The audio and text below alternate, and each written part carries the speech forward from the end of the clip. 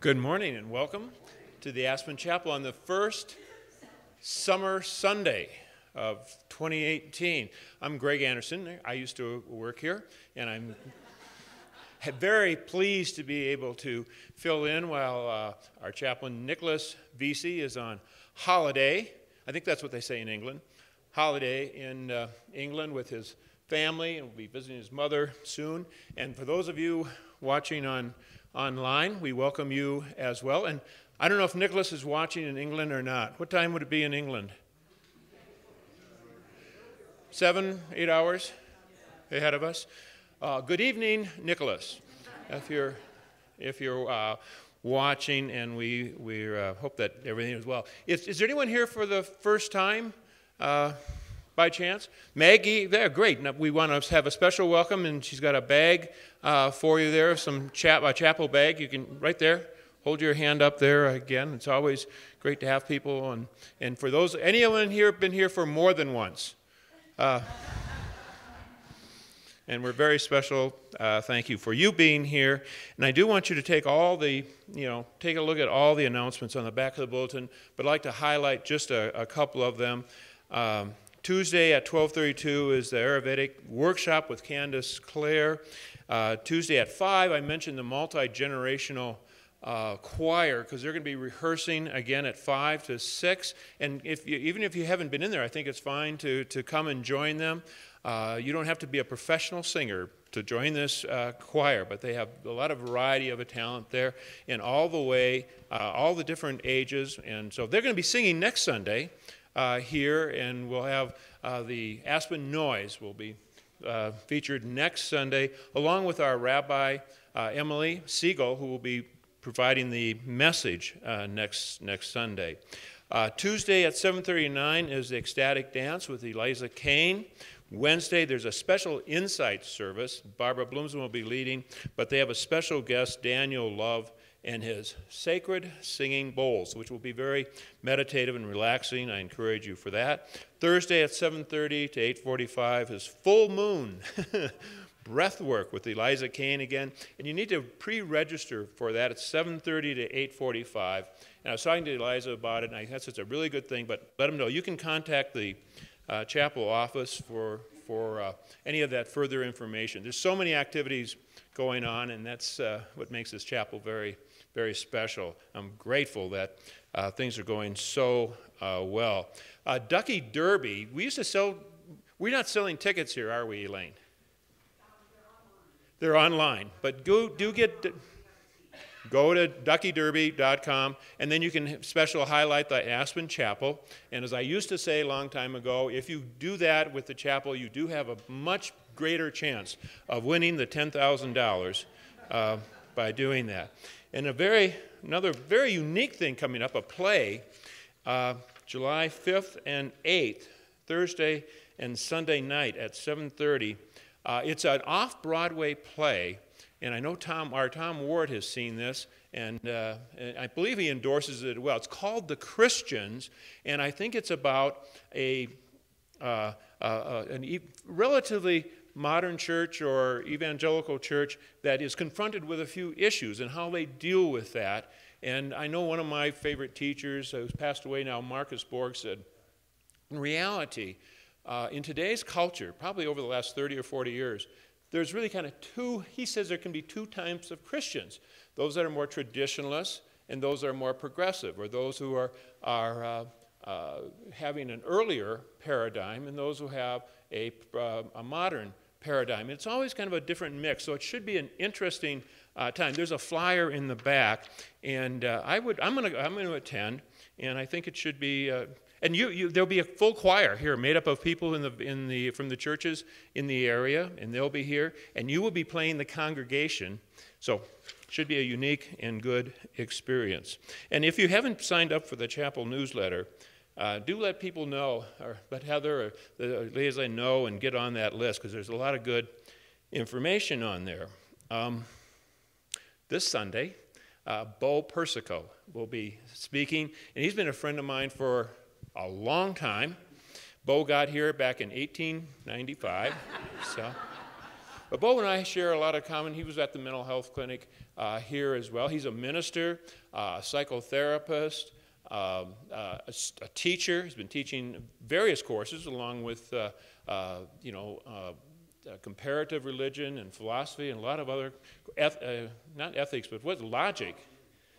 Philosophy, yeah, all those things. So he's very talented. He has read, very well read, he has read every book that's ever been written. If you ask him about a book that you know, he will know what it is. But we've gone together, and he's a delightful person, and I'm grateful that he will be here this morning and be talking about, I'm glad all of you are here because he's going to be talking about restoring sanity. And there's a few of you I'd like to sit out there in the front row, so make sure you...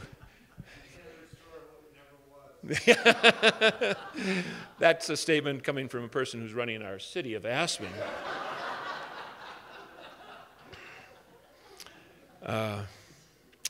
Sunday school. We have Sunday school with Kimberly Simon and McKenna Kiker, and the children may be excused at this time to join them downstairs. There we are. Thank you very much. And if the young people will go downstairs with them, it's great to have that part of the service here. And of course, service with the music. Very grateful for Susan Nicholson. Susan Nicholson got here just a little bit before Bo Persico. You're getting on there too, Susan. Yeah, I am terribly grateful for the continuity of people being here, both the people who are good friends of the chapel and new friends, people who are come here during the summers and come regularly during the summer, and for the staff that's been here for so long. I'm just grateful for that. So we welcome Shelley and Susan doing our music. Carolyn has particularly asked Shelley to be special music, and there's going to be a special song that they've selected. I'm going to tell you about that in just a moment. But I thank them, and let us continue and prepare our hearts and minds in this worship with this beautiful music prelude.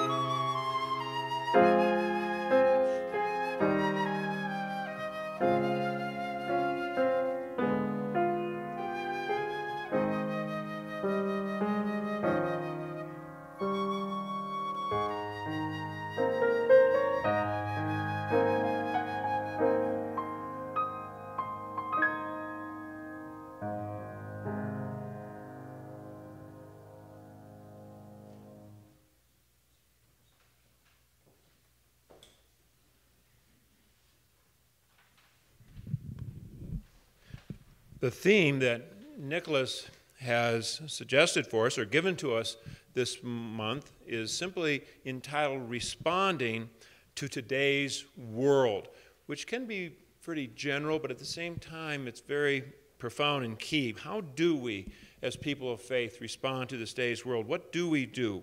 And of course, again, Bo's title is Restoring Sanity and Compassion in Today's World. I suspect that the primary controversy this week about immigration and children obviously is a real challenge. It's not an easy subject at all. And I thought it's particularly interesting that in our local papers this past week, there were two religious parodies, or they're somewhat sarcastic, but they're trying to make a point. They were invoking religious or faith to what has been going on with immigration and children, had religious connotations. I think that it's important for all of us to look within ourselves and know what response we would have and how that might influence our own realities. I think how we think will make a difference in how we make our voices heard and perhaps how we vote in terms of leaders of our country. Now, I'd like to think that our prayers, this is a moment of meditation or prayer, and I've tried to figure out prayer much of my life, and I have probably evolved in my perception of that.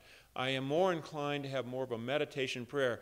I have a difficulty, personally, I'm just saying my own personal thing, I don't know if some of you might identify with it or not, but with prayers of petition, we're praying for something almost manipulating, something to happen outside of ourselves. We need to do our part as well. That may be, but we need to do our part. I think prayers are part of us humbling ourselves before this creation and universe and God, if you will. And how do we do what we can do? And that prayer, that time of prayer and meditation, is a moment that we might seek deeper within ourselves to somehow say, what's really important at this moment? Anytime someone say, well, let us pray, we automatically kind of take on another kind of a aura about ourselves or put ourselves in a different place. And I think that's good, but that means that we're intensifying what those prayers are about or who we might be praying for. And that might motivate us to do as well, not just to pray. You know, the bishop of the Methodist Church, a new female bishop here, who's terrific, had an email that went out across the state, and she had said, God keeps widening the borders of who is in and who is out. And then she said, through Jesus' life and teachings and ministry, personally, I believe one of the primary functions of the life of Jesus was to expand our neighbor, who our neighbor really is. Specifically, going from, we have this monotheistic God, religion, in the Israelites and the Jewish people, and now Jesus said, no, Gentiles are part of this God's people as well. And Jesus did a great deal to expand that, including the Samaritan, who was really on the other side of the tracks. I think that's one of the primary purposes. Jesus said, I was a stranger and you welcomed me. Paul said, do not neglect to show hospitality to strangers, for thereby some have entertained angels unawares. So these are our prayers of these concerns and how it will affect our lives. That's part of this preface to this centering meditation. And I call Bo up now to help lead us with that and make any other comment that he would like. And yeah, Bo. Along the lines of what Greg is saying, when I stop to pray or meditate, I start with self-examination. And when we're talking about prejudice and fear, I think we need to go back inside for a few moments and check the fears and the prejudices that we have had in the past and what we had to overcome in order to receive people with compassion and kindness. So that's my invitation to you, is to take a few moments with that recognition of what you're having to let go of that keeps coming back whenever we have had experiences, whenever we've grown up in certain ways. and release those so that there's room for the kind of compassion and the kind of kindness that we are here to affirm and to reinforce.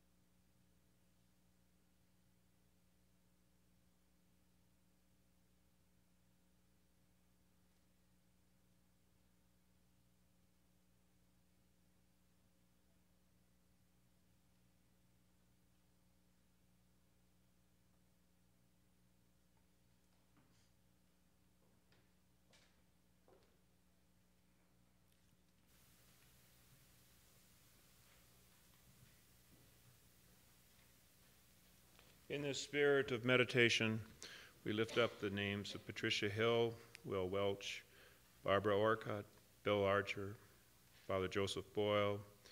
Know that Ed Bastian is recovering, family of St. John. And because Kathy is with us, I want to lift up the life and spirit of Joe Coffey. Kathy's mother is with us. And we think of others at this moment in our own hearts and minds that are important to us, people who are no longer with us, or people who have been most important to us, teachers, family, parents, children,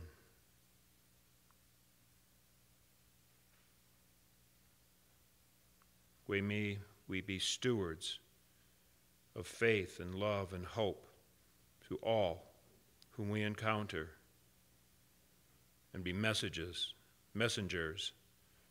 of love. As we say together this liturgical prayer in our bulletin by Rabbi Rami Shapiro, I will be the leader and P is the people. In the attitude of prayer, let us look together. We are loved by an unending love. We are embraced by arms that find us even when we are hidden from ourselves. Together, we are touched by fingers that soothe us, even when we are too proud for soothing. We are counseled by voices that guide us, even when we are too embittered to hear. Love, an unending love. We are supported, friends that lift us, even in the midst of a fall. We are urged on by eyes that meet us, even when we are too weak for meeting.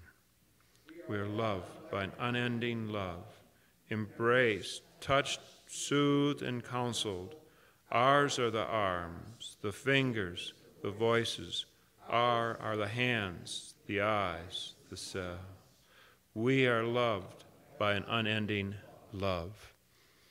This next piece is a very important piece that Carolyn has selected. We first heard it at a church in Lynchburg, Virginia, an old historic church with big pipe organ that all the pipes were exposed, and we first heard this piece. Then we discovered it's by a person named Blake from England who had reached a certain pinnacle in his musical career, but then got to have too much stuff going on in his lives and too big a home, and he had a little bit of a crisis in his own life and went off to kind of like Walden Parr, and went off to a lake and in a cabin and contemplated life in a more serious way and was kind of void of some music, and then this tune came up to him. Have any of you had those dreams of floating or flying?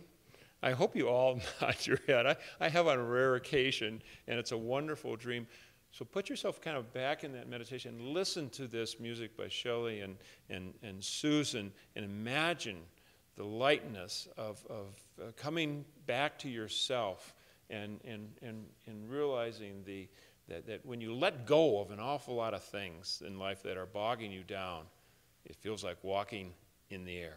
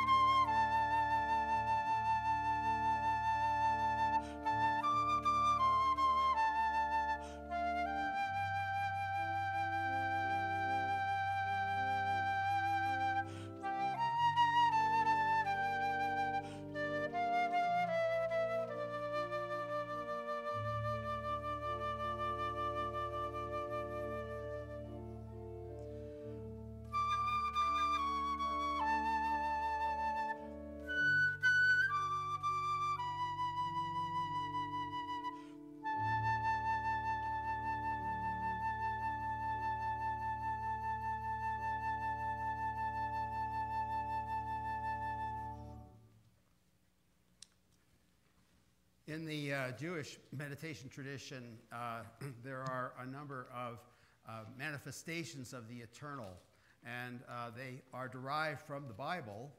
One of them is wisdom, and this wonderful passage from Proverbs gives us one of these pictures of what it means to have the eternal appear and operate in the world as wisdom. It is wisdom calling, understanding, raising her voice. She takes her stand at the topmost heights, by the wayside, at the crossroads, near the gates at the city entrance. At the entryways, she shouts, "O man, I call to you. My cry is to all mankind. O simple ones, learn shrewdness. O dullards, instruct your minds. Listen, for I speak noble things. Uprightness comes from my lips. My mouth utters truth. Wickedness is abhorrent to my lips. All my words are just, none of them perverse or crooked. All are straightforward to the intelligent person, and right to those who have attained knowledge. Accept my discipline rather than silver, knowledge rather than choice gold. For wisdom is better than rubies. No goods can equal her. I, wisdom, live with prudence. I attain knowledge and foresight. To fear the Lord is to hate evil. I hate pride, arrogance, the evil way, and duplicity in speech. Mine are counsel and resourcefulness. I am understanding. Courage is mine. Through me, kings reign and rulers decree just laws. Through me, princes rule, great persons and all the righteous judges. Those who love me, I love. And those who seek me will find me. Sholem Aleichem, the Yiddish storyteller, tells a story about a poor man who is starving and is abused by everyone for much of his life, and finally he just passes away, you know. And he wakes up in the glory of heaven, and the angels are marveling at him, and they said, "Look at all you've been through, all the suffering, all this trouble, and you've had so little. What would you like? We'll give you anything," right? And he looks around, and he's been terribly hungry, and he says, "Could I just have a fresh piece of bread?" and I met with a man this past week, and I've met with him a number of times, who for 40 years here in Aspen has been a laborer, and he is actually a Vietnam vet who's disabled. And he's suffering some additional disability now. And although he gets some government assistance due to his military service, he still lives pretty much in poverty. And what's remarkable is how many people have been helping him in a daily way in this community. And that's been going on for a number of years now. When someone took money from him, another person got that money back and saw that he was better protected. I'm also amazed, having spent some time with him, how grateful he is, how generous he has been to other people with the little bit that he has. And he's always astounded at people's gifts to him. One of the restaurants here in town makes sure that when he's not going to the senior center for lunch that he gets food, you know.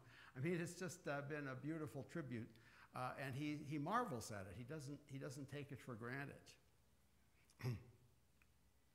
There's a book called Our Towns by James and Deborah Fallows that is about similar efforts, such as the ones that this man has received here is just one example, going on especially in small cities around the United States.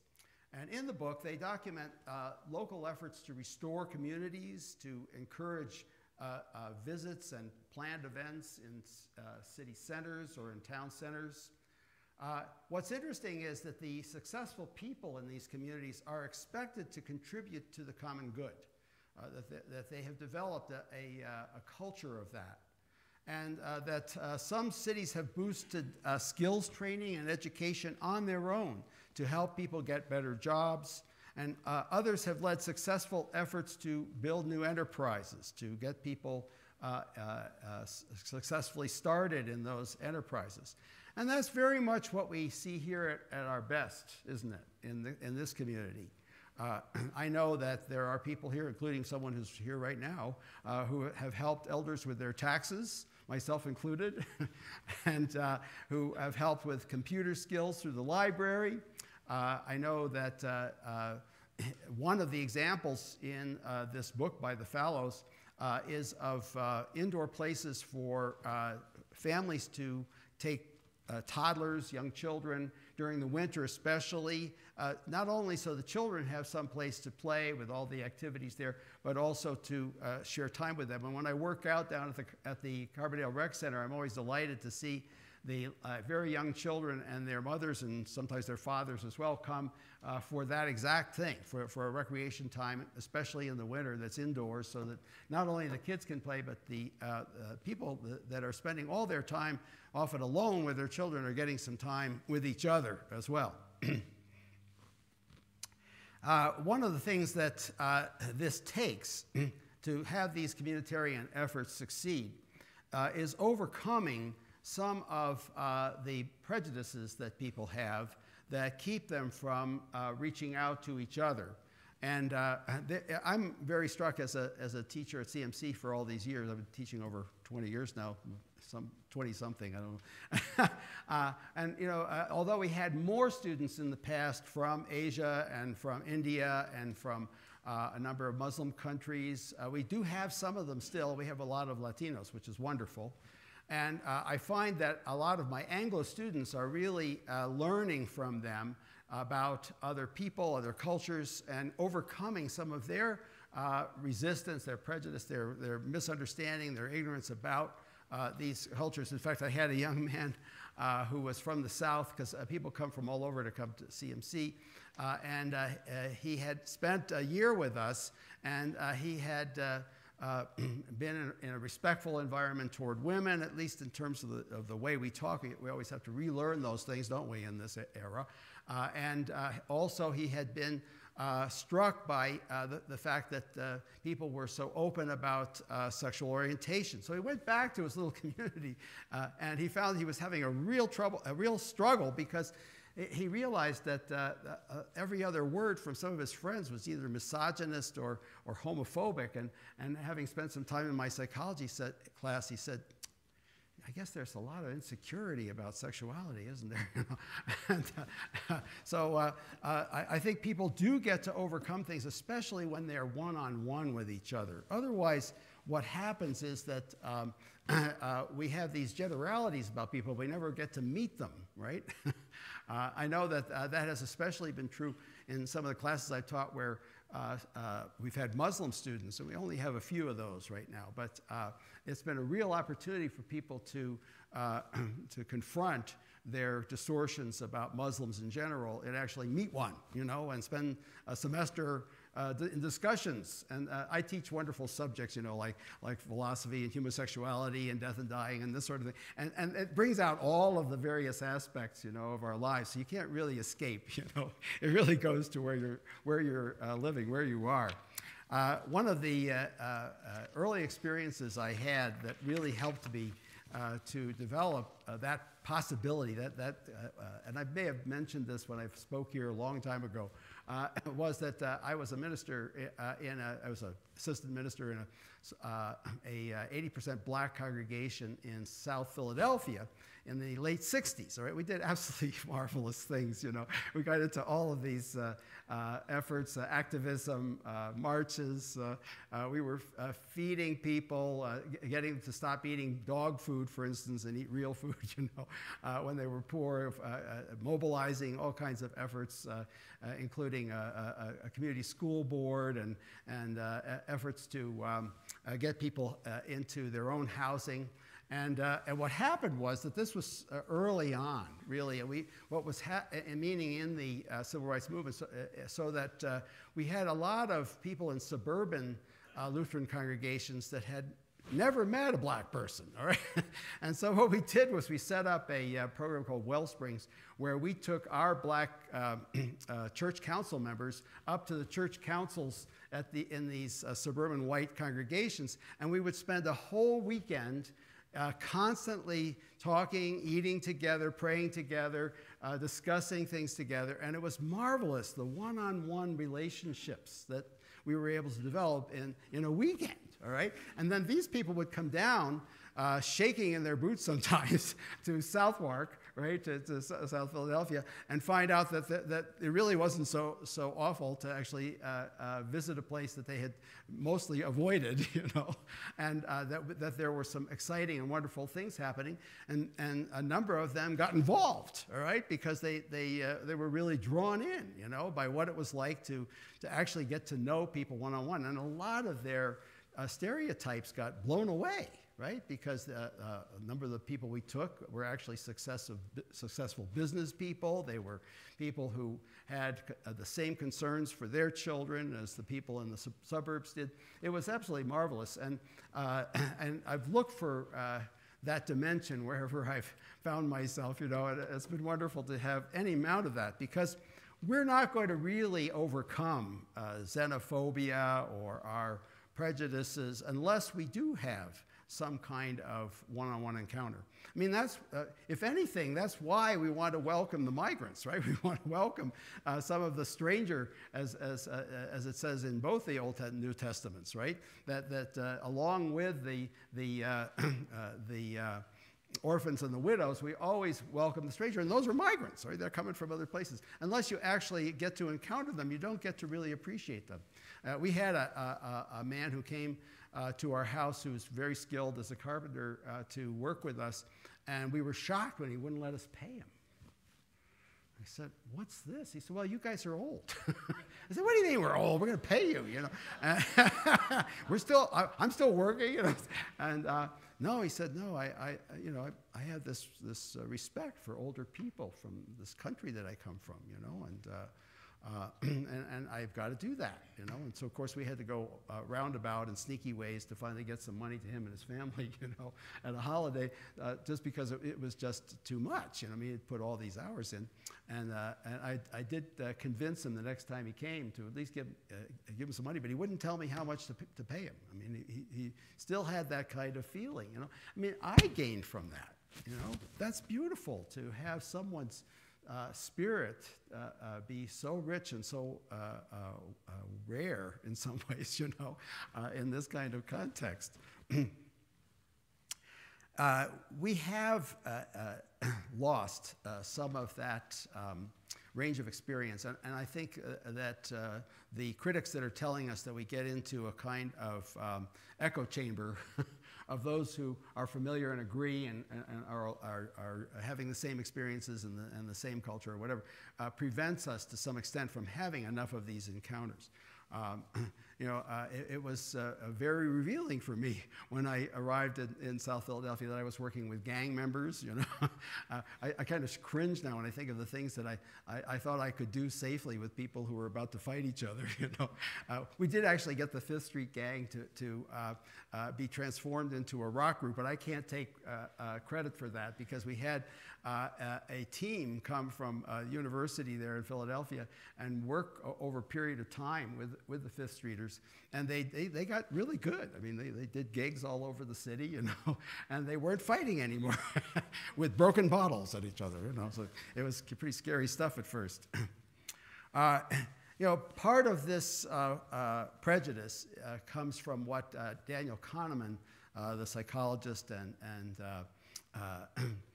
the economist now, because he got his Nobel Prize in economics for his brilliant application of information about biases and fallacies.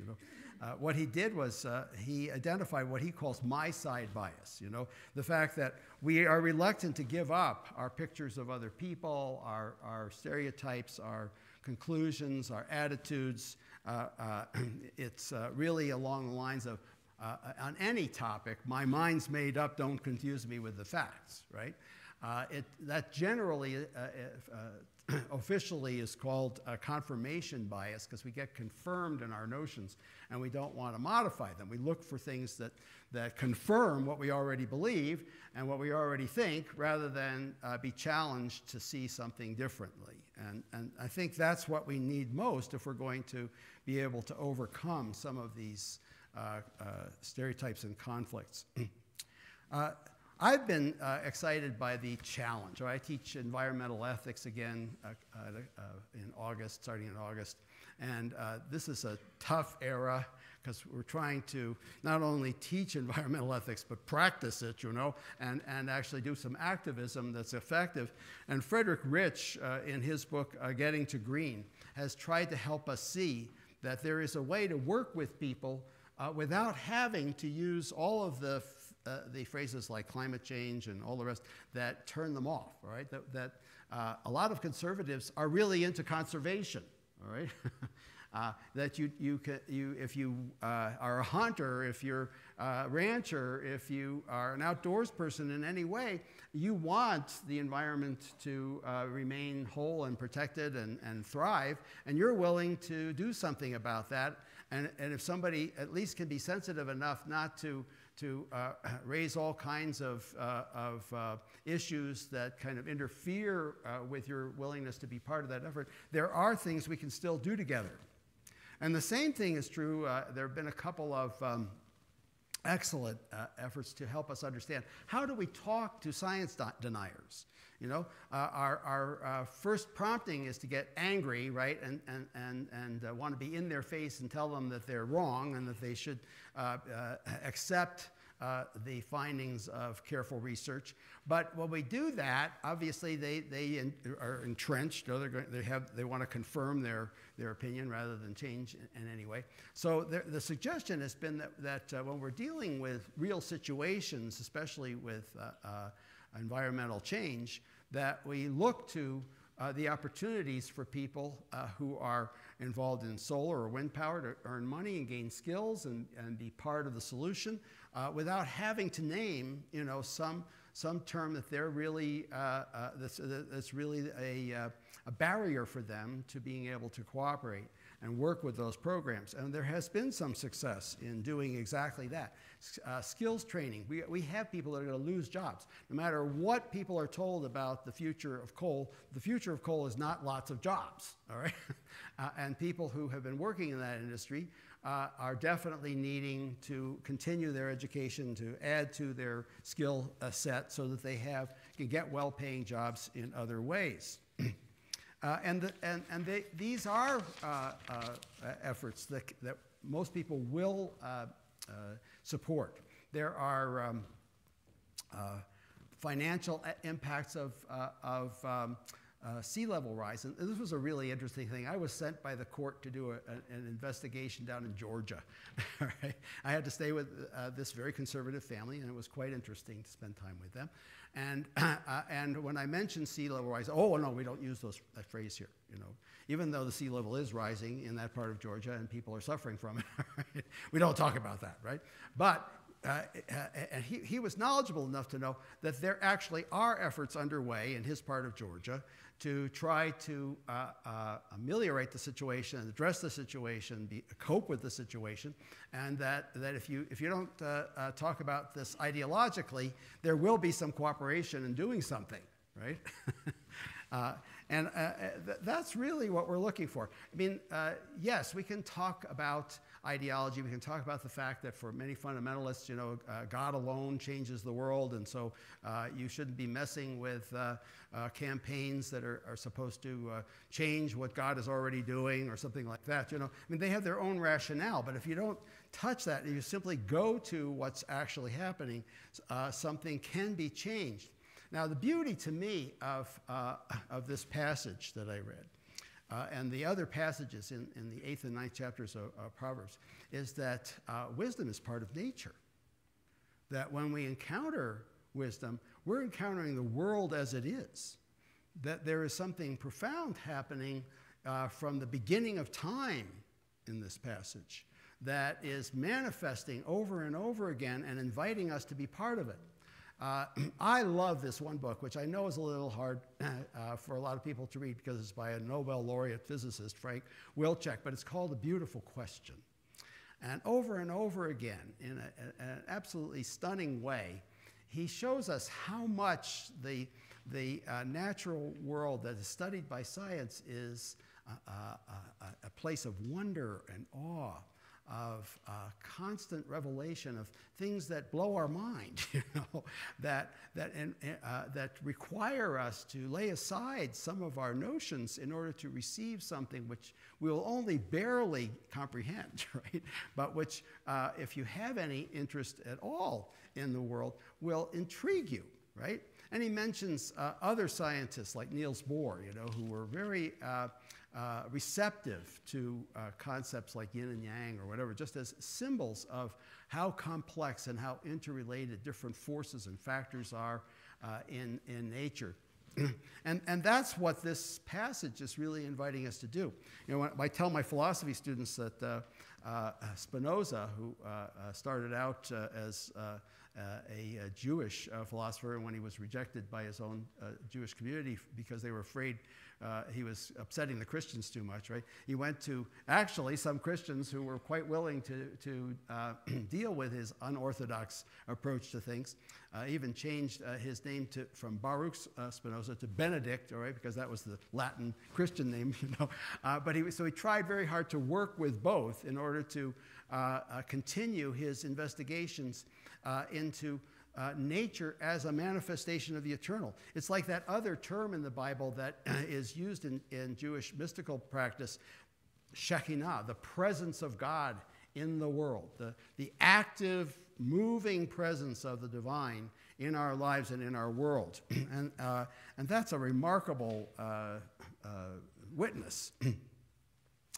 And what happens here is that we are given an invitation, I think, in this passage from Proverbs to honor the things that we do know, that come with careful and long effort at trying to understand the world around us, and that we can rely on an agreed-upon consensus of scientific research for accurate predictions and continued investigation in all fields. That without that, we're really unable to make any progress in medicine, in biology, and chemistry, and all of the areas that are responsible for what our culture can be at its best.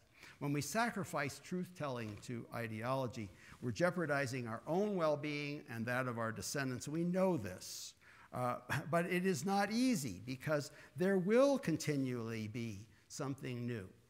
And we are challenged to find a way to respect what remains true while we unfold more about it. And I have to really work with some of our students. I have a lot of students, and I really respect them, who are very fundamentalist Christian, all right?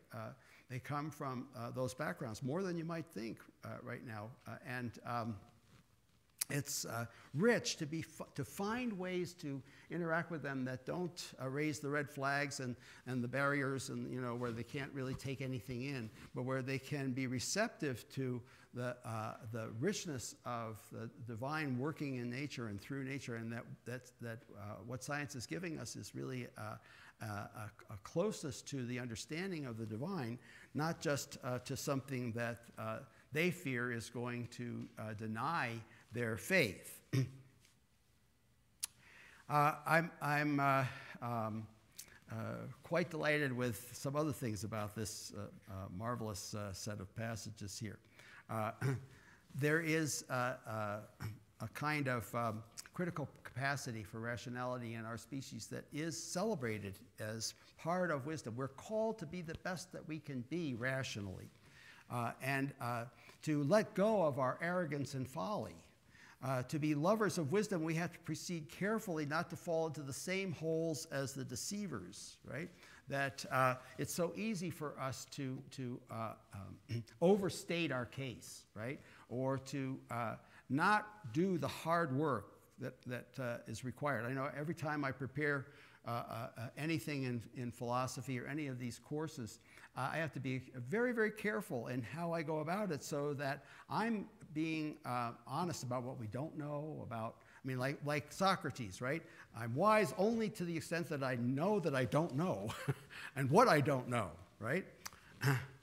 And along with that, right, there is the understanding that ignorance can be a bondage, that fear and deception can keep us from being able to move forward in our lives and in our society and in our world.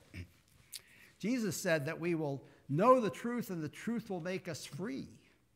And I think there's a literal truth to that. In Proverbs, wisdom says, listen, for I speak noble things. My mouth utters truth. All my words are just, none of them perverse or crooked. All are straightforward to the intelligent person and right to those who have attained knowledge. Accept my discipline rather than silver, knowledge rather than pure gold. For wisdom is better than rubies. No goods can equal her. The one who finds me finds life. Those who seek me will find me. Heed discipline and become wise. Reprove a wise man and he will love you. Instruct a wise person and that one grows wiser still. Amen.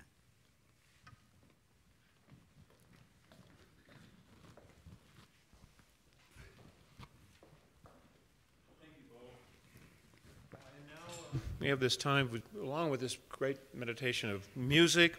Appreciate, Bo, your wisdom in understanding a wider wisdom that is around us at all times through nature and one another. Thank you for that. So now's the time. We had that walking in the air, and hopefully you had a lighter feeling. But if you are feeling at all heavier with that which may be in your wallet or purse, you are able to unweigh that now during this offering. As Nicholas reminds us all the time, the chapel is giving toward this community and people every day in a lot of different ways, and the only way it gives is through your giving. So thank you for that. And at home, donate is on the screen.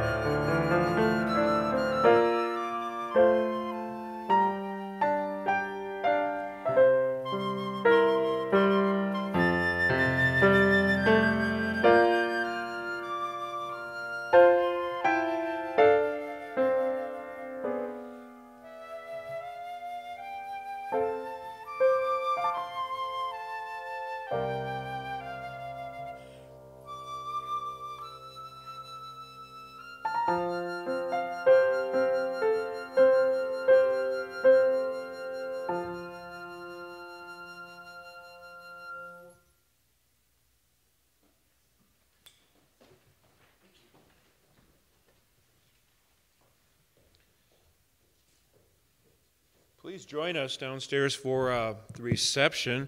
We thank Ward and Mimi, Patty Harris, David, and Phyllis Scruggs for helping with the reception. Please mingle with one another. It's always an important part of our worship experience together. And I understand, let's see, I don't know, is Sandy Simpson here? Oh, well, it's her birthday, so happy birthday, Sandy. And there's another birthday, Matt Freeman and Chris Richmond. Reichman, are any of them here? Okay. Does anyone have a birthday you want us to sing a happy birthday? Let me know, and we'll do that. And please stay for those who'd like to, as we make our way downstairs for the organ postlude. We always appreciate that, and greet Bo as well. If you have any issues with Bo, please talk to him. He can handle that. But thanks for that inspiration. Making religion real, and certainly in keeping with how we respond in today's world. That was in keeping with that theme, which we will continue next Sunday with Rabbi Emily Siegel and the Aspen Noise. And Jane Jenkins will be featured in that. Aspen Noise as well. So, and now, may the Lord bless you